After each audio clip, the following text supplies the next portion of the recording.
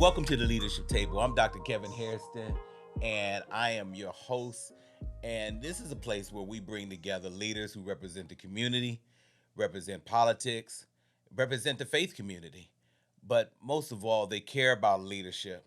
And so today I'm grateful for having a gentleman who is serving as a pastor in Columbus, Ohio, Dr. Victor Davis.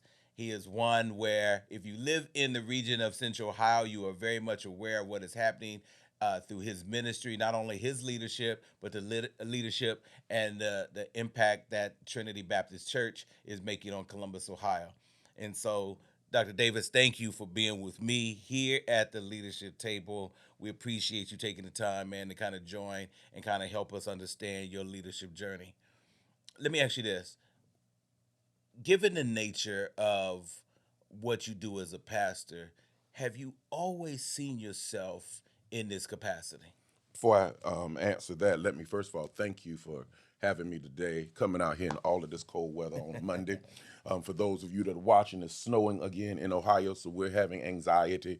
But to answer your question, Kevin, have I always seen myself in the role of a pastor? When people have asked me that question, and it's been asked a whole lot in these 30 plus years that I've been in ministry, I've always said to them, the calling for me was something that was birthed in me. I always knew I was going to end up here somehow. And even though I took different routes, I worked at a funeral home, I worked in education, I worked for the state of Ohio. This was the only thing that gave me peace and resolve. And so I always knew it. Like the scripture says with Jeremiah, before I formed you in your mother's womb, I knew you. So it wasn't a big bang theory. It wasn't I was standing somewhere and saw a whole lot of sheep and the Lord said go. It was an innate feeling to, first of all, preach his word, and then an innate feeling to serve his people. I get an unusual satisfaction of serving God's people. No, we were just talking about kind of ministry journey even before we came on camera. And one of the things I realize is that we're the same age, and so when you look at the length of time that you've been involved in Of course, I ministry, look younger than he does. see, you gonna get some people out there to debate that. But when you look at the length of time, and I get I can remember when we were younger, and we were involved in ministry, and then now when I'm in the barbershop. And I don't know if this happens to you, but I'll get the guys going. Hey man, you an OG now. Yeah, You yeah, kind of yeah, and I realized there was a crossover. yeah, Like yeah, and yeah. At and some so point, yeah. and so when you look back at the beginning, could you have seen where this thing was going, or did you have any imagination where it was going to end up? No, no, I didn't. I didn't. There was a desire. Um, I've not always been in Ohio. My first pastorate was in my home state of North Carolina, and at that time, I started pastoring really at 24.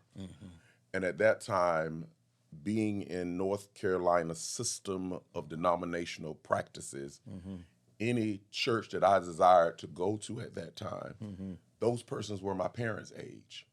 And I knew that it would be another 10 to 15, maybe 20 years before I expired to be, and you remember this term, in one of those houses. Right, right, So I'd accepted that where I was is where I was going to be. right. Uh, then the opportunity came for me to come to Columbus via my mentor, and um, the sky was the limit, but I never imagined that God would allow me to be used to do what I'm doing. Yeah. And I ask God all the time, especially most recently in the last 3 months, is to keep me humble, keep me sound, keep me grounded, because it is a thin line between blowing up your head. Right, right, right. And I want to go there. I'm gonna Yeah. go there in a minute.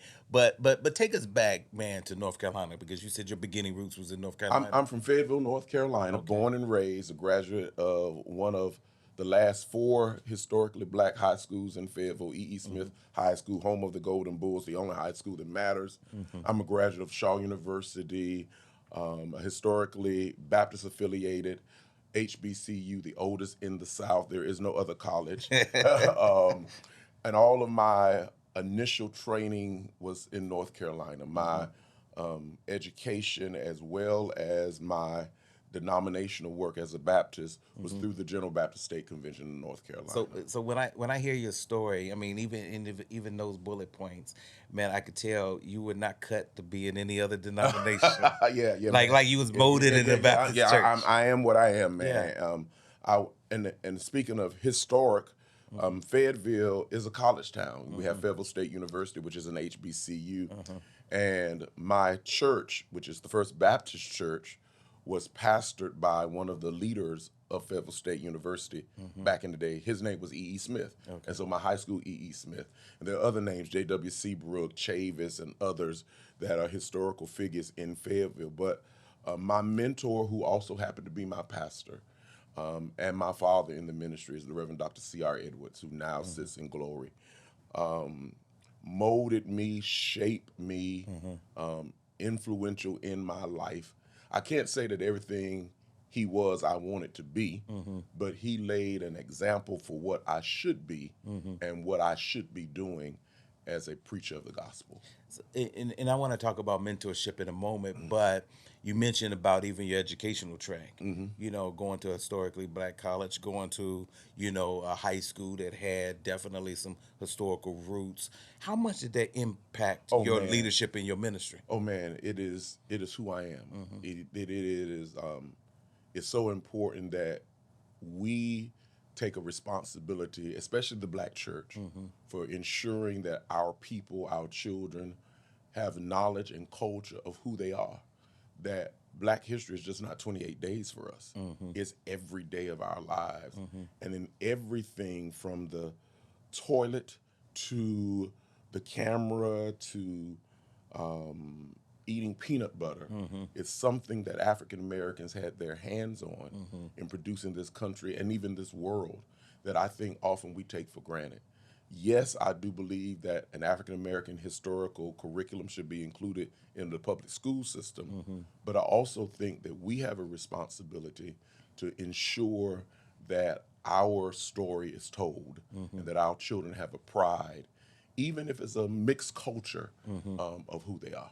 Do you think, matter of fact, you know, while we're there, do you think that that in the way our society is now and in this upcoming generation, there's a diminishing Yes. of that history as it plays out in our everyday lives? Like, There's a diminishing of the history. One, because whether we like it or not, there is this thing about we're less than, that we're inferior. But also there's a diminishing of the history as races start to intertwine with one another. As we have more interracial marriages and children are produced from those marriages, there are oftentimes that one or two things happen. One, there's a culture that is raised the most, or there is a dismantling of both cultures, and we tell them, let the child be who they are, or let them decide who they're going to be they are. And in an effort as not to offend one another, you just kind of go along to get along. okay. And I think the parents have a responsibility to teach both cultures. No, Teach both. You can be a mixture, but be proud of the mix that you are. Well, let me ask you this. What role do you see the church playing in kind of telling the story? I mean, because again, when we look at our churches becoming multicultural, you know, maybe steering away from one particular race or another, a lot more women getting involved in ministry, and so we, as at one point Women in time, in leadership. and women in leadership. Yeah. At one point in time, we saw where there was a male-dominated, Yeah. you know, perspective.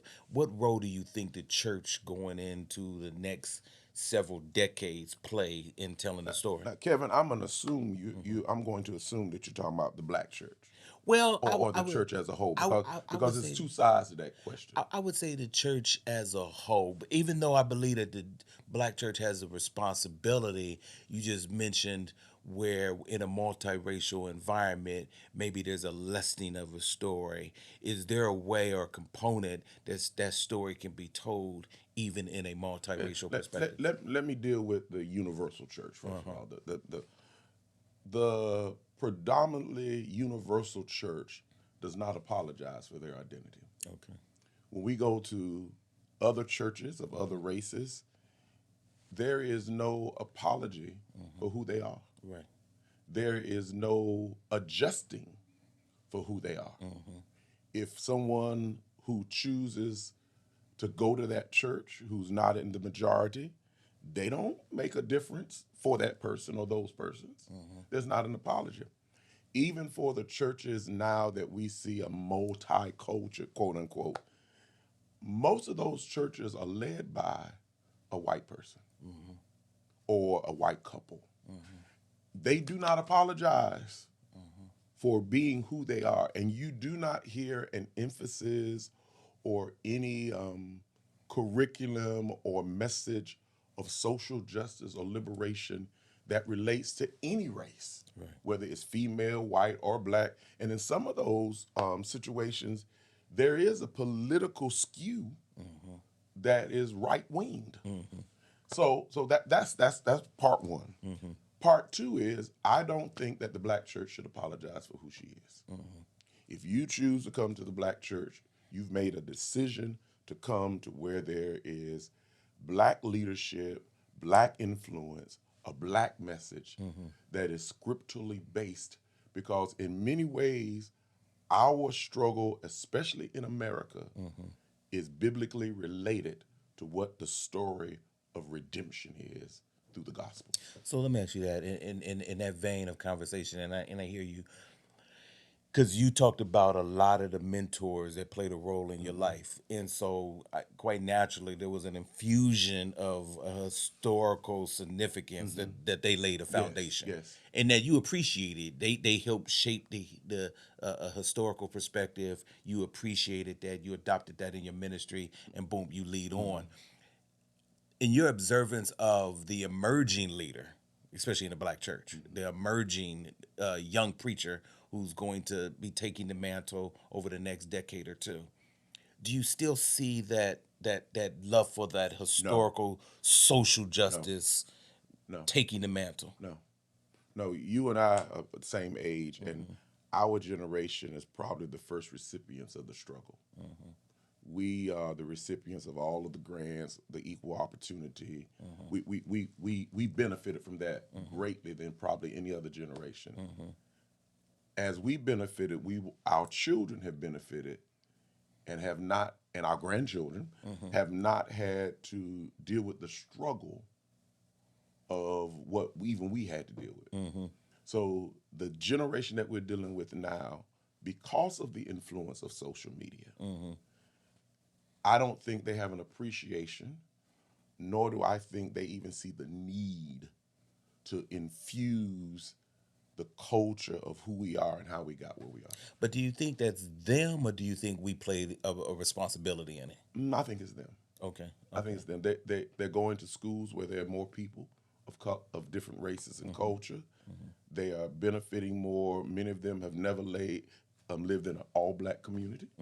But again, do you think that's them? Because they're gonna, Now when I say young people, I'm talking about those who are 25 and older who are right, quote unquote living on their own. right. Well, and the And they're reason, making the decisions in their life now. right, and the reason why I asked that question, and I can remember my daughter is 26 now, but when she was just getting ready to go into high school, matter of fact, she was in middle school, and I bring this up because it's relative to what we're talking about.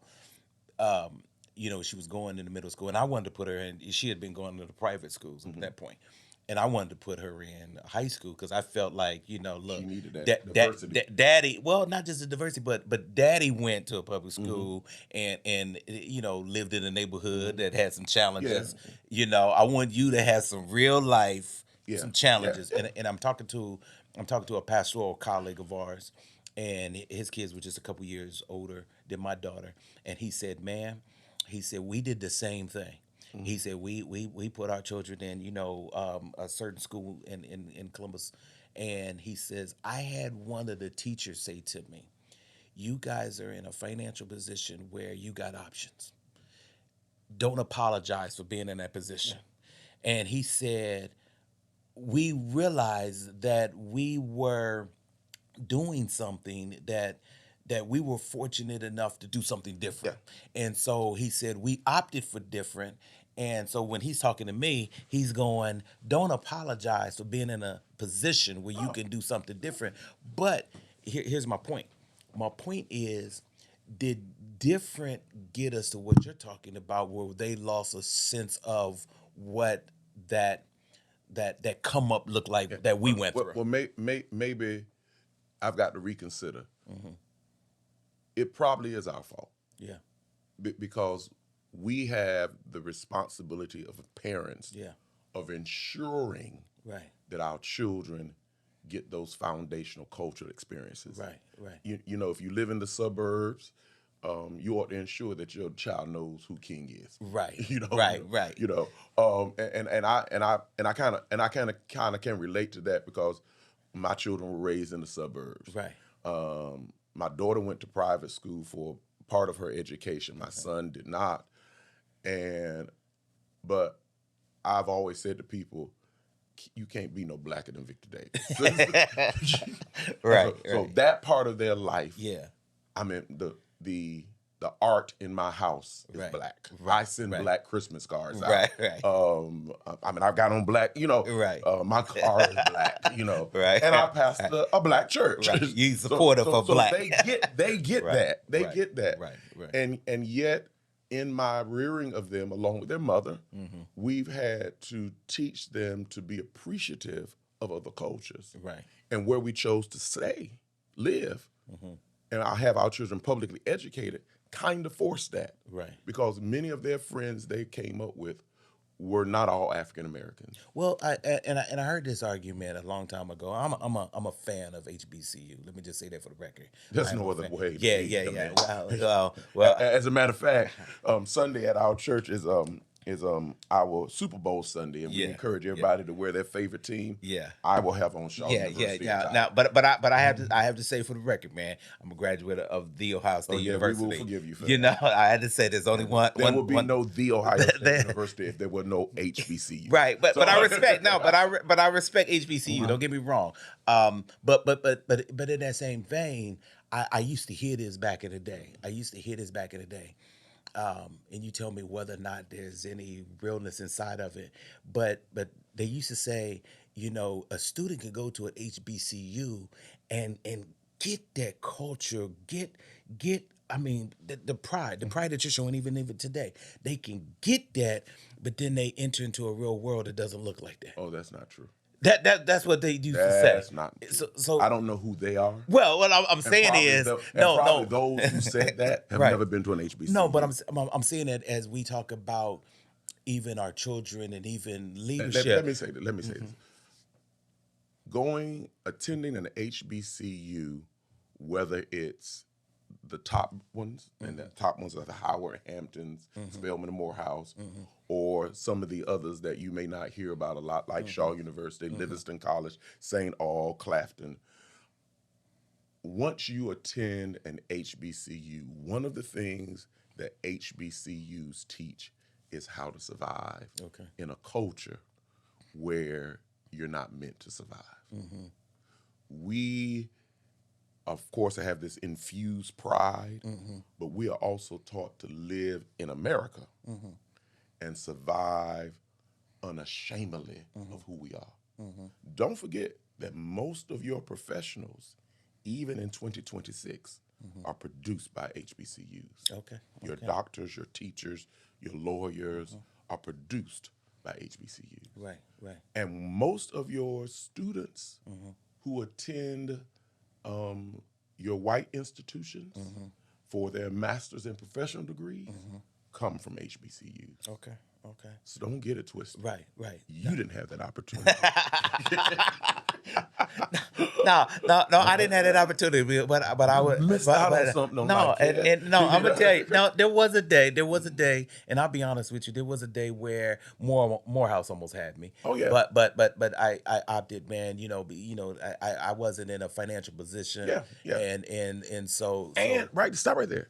And that is the reason many of our children right, don't go to HBCUs. Yeah. Because we're in a position of affordability. right, To go to a HBCU, many of them who are private, right, is a lot more expensive And that's what it than was. going to a public Yeah. education, a public school that is predominantly white. And I'll be honest with you, if I had my choice, it was Yeah, HBCU, but my parents were in a financial yeah, position, so we had to opt for in-state. yeah. And I'm not mad Oh yeah, graduating oh from yeah, Ohio oh State yeah, University. I mean, there's very few can say that. So when you yeah. when everybody root for Ohio State, Yeah, that's I'm right. real That's right. alumni. That's So right. That's that's a right. lot. But no, but if there was by choice, it would have been HBCU only. And many of us who went to HBCUs, Yeah, trust me, went there on faith. yeah, yeah. We went on faith now. Yeah, yeah, but there was something when I remember when I was considering Morehouse and going on to the college campus of Morehouse, and they took me on a visit to Spelman and Clark and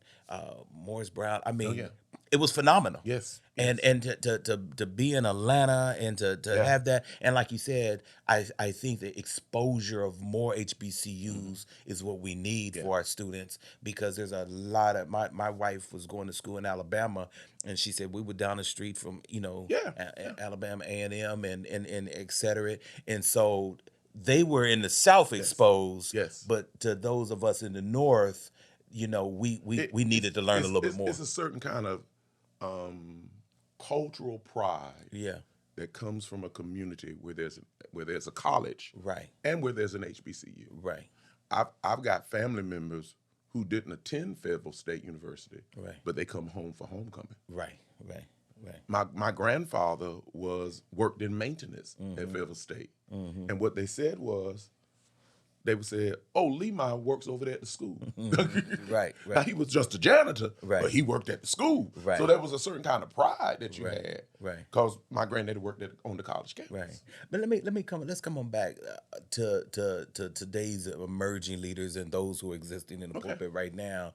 And we were talking about the idea that this generation, or at least this up and coming generation of preachers, might be a little bit cut different. You know, what do you think is the impact? Is it social media? Is it I think it's because social media. yeah, I think is lack of mentorship. okay, I think is lack of good exposure. There's good exposure, bad right, exposure. right, I think is a lack of education and a lack of patience. This generation thinks they know it all. okay. They think they have arrived and they got what it took to get them there. Do you think that this today's young preacher has that same type of outlook that you have on those who stood before them? No, Okay. no. There's a lack of respect for the generation Right. and a lack of honor. Right. Now, I'm not saying that those of us who have gone before and even before me can't be challenged, Right. but there's a level of respect in your challenging that you don't know it all. Right. I don't know it all. Right. My father in the ministry, he would be 100 now if he was still living. And there were times when I did not agree with what he said. And I gingerly Right. did not agree. Right. And yet when he said the conversation was over, it was over. Right, You know, right, it right, was right. over. Right. And I'm gonna use one for example. His explanation of why he didn't recognize women preachers in the ministry Right. at our church, and his excuse was that the church was not ready. Right. That he was responsible not only for the 99, Right. but also the one. Right. So if we had women to come up in the ministry and say they were called to ministry during that season and that time, Right. in the conservative, Right. cultured black church, because you know Right. what First Baptist churches are, Right. he would encourage them to go somewhere where they could practice their gift. And I told him that was a cop out. Right. I said that was a weak excuse. Right. But he said if he pastored now, which during that time would have been the 90s and the 2000s, he said, oh, yeah, I would have had him because the people were ready for him. Right. Right. So yeah, I could challenge him respectfully and have, but the way, But you respected him in terms of what he said. yes, Indeed, these yeah. guys now, and with some women, because even how some of the women approach their calling and placement in ministry is troubling for me. Okay. If God called you, you ain't got to prove it to nobody. Right. Right. Women in 2026 should not feel like they have to demand to be in the room. You know, or say to me, well, you don't have no woman on the program. Right. It ain't your program. Right. Okay. It's my program. Right. And I'm not going to apologize for how I put my program together. Right. Now, I do believe that as a minister and a leader who supports and affirms women, that I must be inclusive. Right. But if I've got a program where there's not a woman who can offer expertise in the area that I'm given, I'm not apologizing for not having her on the program. Right. Now, I know that somebody's going to text you. Get over it. Right. Get But over it. maybe they're making an argument, and I hear where you're coming from, but maybe they're making an argument. Are you thinking outside of the box in terms of who you can have be a part of it, in terms of being able to include women? No more so than me and you would probably say that to some predominantly white environments, hey, you guys need to make sure that you got some folk of color Yeah. that's happening. It is the way they do it, though. Okay. It's the way they do it. It's the way they do it. It's the way they do it. Right. And it's troublesome to me sometimes. Right. Well. And my thing is, quit fighting those who don't embrace Right. and celebrate and support those that do. Do you think today's preacher can be successful without social media? I mean, in terms of how much social media plays a role Now, you in use ministry. the term preacher. You want to say Pastor. Okay, Pastor. I'm going to say, your question was, do I feel that they can be successful And let me without social media? and let me code it in this sense. Yeah. Let me code it in this sense, because it, especially in terms of technology, and you were talking about even your mentor talking about today's times. It would be remiss of us to say, hey, I do log on. Somebody might say, but there's a difference between somebody who I got an account. And then there's a difference with somebody who is the Kim Kardashian of the church, and I don't mean that in a disrespectful way to Kim, but somebody who is very social. Yeah, I don't somebody. know if she go to church. Yeah. But not so much about her faith, but that her brand has Okay. grown because of social media. Let me say this. There's a population of persons and denominations that will say that social media is the work of the devil, that is evil. You can't find them on social media anywhere. Then there's a population that you and I are included in, like today, that finds it effective and good. I say that to say that everything good that God has given us, because in the scripture he even says that you will do even greater things than I've done. Man, because of its innate sinfulness, has allowed it to be manipulated for bad. Okay. I do believe a ministry can be successful without social media. Do I believe it's extra work in 2026? Yes. There is a communication level and a connection with social media that your congregation feels when they feel like the pastor's posting, when they can get the service there, when they see announcements there.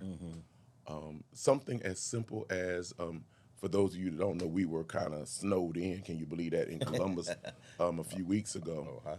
And we had to readjust our services. Well, within seconds, we were able to communicate to a mass of people. Right. And get out that our service is going to be held on a different day. You can tune in, not only communicate the change, but replay it at the original time. You know what I did? I also did a check-in. Right. Went on Facebook, said, Trinity check-in, post and let me know you're doing all right. Right. And you don't know how many people that weren't members of Trinity Right. posted, this is a wonderful idea. This is good. That they understand that this is a form of communication and connecting with the generation. My parents are in their 70s, approaching 80, thank God. And I still have to work on them. That when my children text them, that's communication. Right.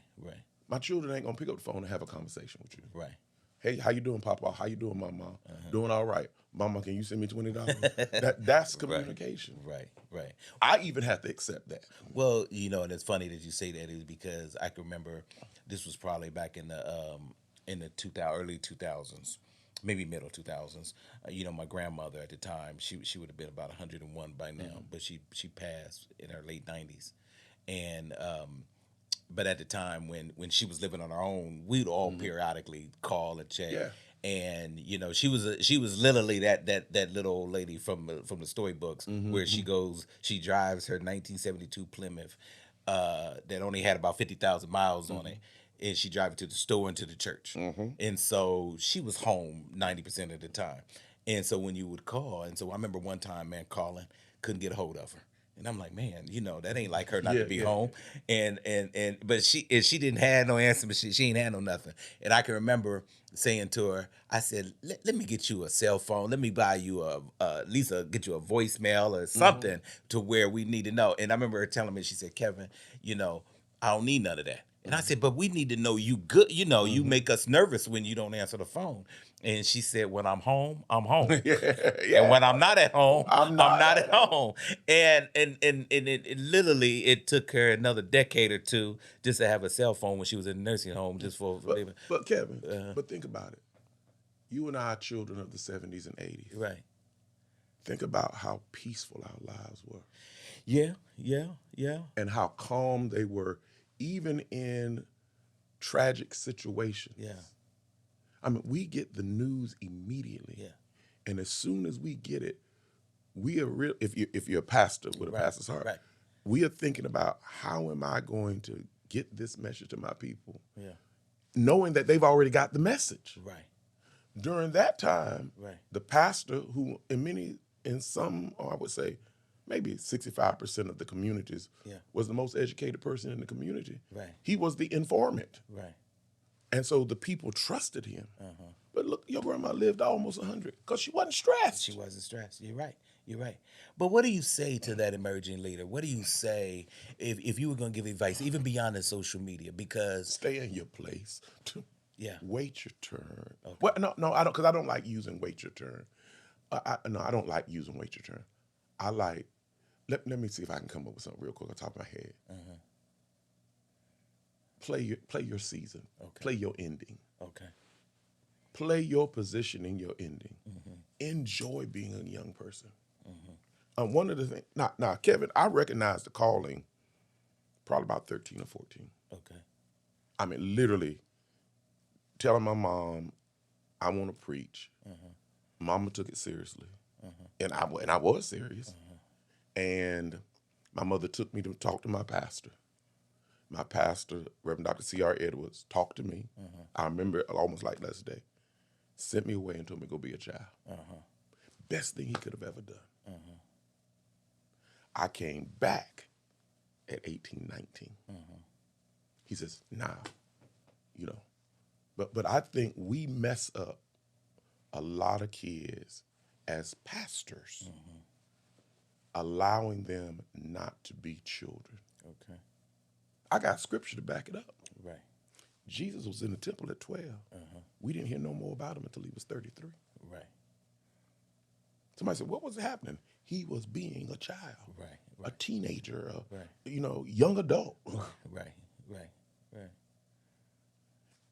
And I think we do a disservice in pushing children to emulate what they've seen. And I'm not saying they can't have no spiritual, I'm not saying they didn't have a spiritual reckoning or an encounter with God, but I'm saying that God says train up a child. And we take a calling and make them an adult Right, and ignore the child part of their life. right, right, It bothers me to hear a 12-year-old hooping.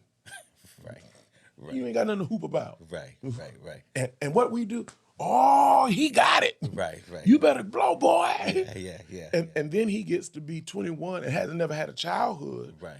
Then when he starts reliving his childhood, we can't forgive him. We can't extend grace. Right, right. So that's just Victor's soapbox. No, I think you're on point, and I think even when we talk about some of the emerging leaders, I mean, we can talk about individuals who are now who are Oh on yeah, on the runway of taking the baton. yeah. I mean, they are coming into our churches, and one of the things that I've said to a lot of young pastors, I said over the next 4 to 5 years there will be transition, Yeah. and so we will see a shift take place not only in Ohio, but I think across our Well, country. let me say this. I'm 56. I ain't shifting no time soon. Well, let me ask I that, got, that I man. got, I got about a good 15, 20 more But years. let me ask that, man, as we get ready to close. Let me ask this: what's the next season look like for Victor Davis and Trinity Baptist Church? What's the next season look like? We're still in our next season. Okay. We're living our next right now. Okay. Trinity is about to, in partnership with National Church Residences, Hmm. to build an 84 unit senior housing building. Okay.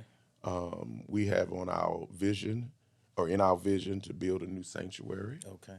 To me, we're always in our next. Okay. I'm not ready to retire at 56. Okay.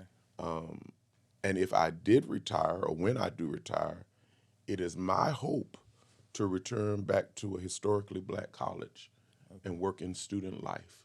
Okay. Student life or campus life. I mean, chaplaincy, Okay. religious life on the black college campus. Okay. That's my desire. Okay. I don't know that I will be involved beyond recommendation and setting up structure of who succeeds me. Okay. I'm not going to say I'm going to call them and place them. Right. One, that's disrespectful of the Baptist polity. Okay. And two, I don't know whether I want to do that. All right. But for you, that's long off Yeah, into the that's future. not There's nowhere tomorrow. near. No. You're living in the season of continuing to Yeah. build Yeah. Trinity out. Yeah, because I've been at Trinity 28 years. Okay. 28 years at 56 is still young. All right. Amen. Amen. Well, let me just say this though, man. It's a pleasure to have you on the leadership Man, I've table. enjoyed it. I've But but enjoyed it. but but I want to say this personally, man. Before we bring man this to a conclusion, I want to thank you because not just for being here, but I want to say this publicly. You know, when we are together, you are one of the few people that I can say that you make me laugh, but you can also be very serious about ministry, Yes. and that component is non-existent Hmm. to me a lot of times in the character of individuals, and I can appreciate that about you. I can appreciate that there's moments when you challenge, Hmm. but then you also accept the challenge, Hmm. and so I think that's an appreciation that goes across the table. We've known each other for a lot of Yeah. years, and ladies and gentlemen, I want to thank you for joining me here at the leadership table. We've got a chance to hear Dr. Victor Davis of Trinity Baptist Church. If you are in the Columbus, Ohio area at any given time, or whether or not you live in the Columbus, Ohio area, make sure you check out Trinity Baptist Church. And this gentleman, I am sure you are going to have a phenomenal time. So until the next time, when we come together at the leadership table, there's always room for you here with me as we dine and we have conversation with those who serves in leadership capacities in our great country. Thank you again. Keep the faith as we keep in touch. God bless. God bless you.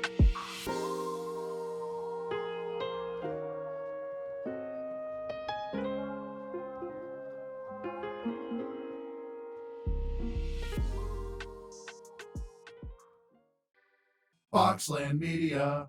Think big.